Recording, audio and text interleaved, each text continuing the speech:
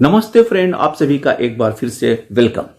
Friends, हमारे साथियों को बाइपार्टाइट सेटलमेंट के बाद एरियर्स मिलने शुरू हुए, रिवाइज सैलरी प्लस एरियर्स, और फिर ये मार्च कंप्लीट हो रहा है। 31 मार्च के बाद आपको फिर इनकम टैक्स रिटर्न देना होगा।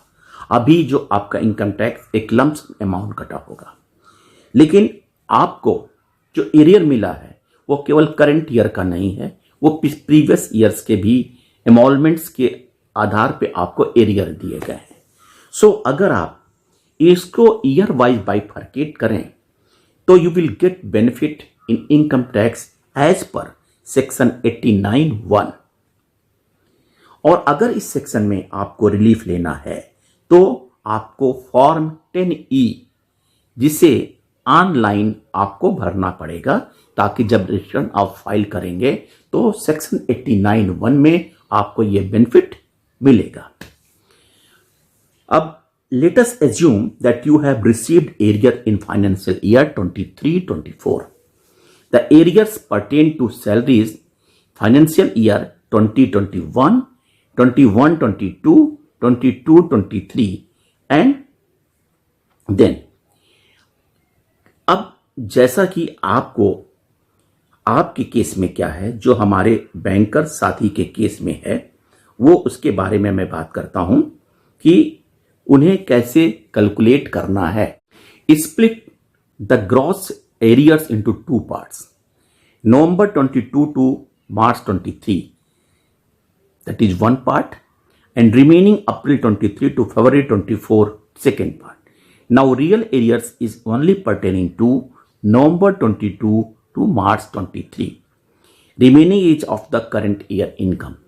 Now add arrears 1 to the income of financial year 22-23 and arrive new revised tax liability for 22-23.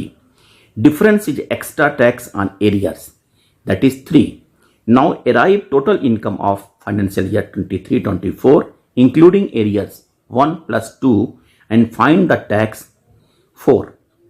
And also now subtract 1 from the total income of financial year 23-24 and find out tax liability 5.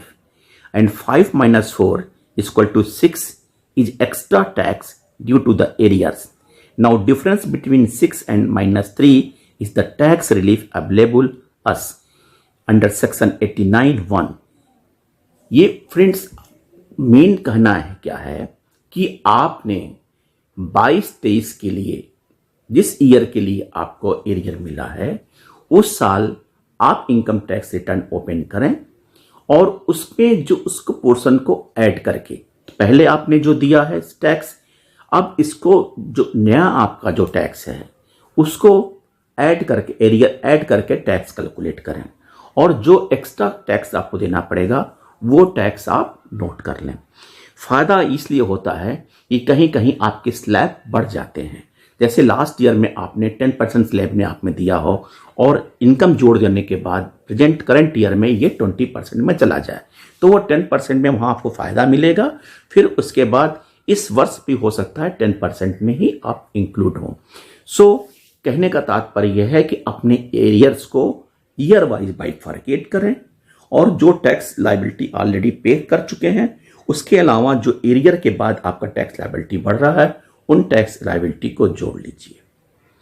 आप इस तरह से अगर आप करेंगे तो अगर आप करंट ईयर में सारे इनकम जोड़ते हैं, उससे आपको कम टैक्स देना पड़ेगा अगर आप बाइफर्केट करते हैं।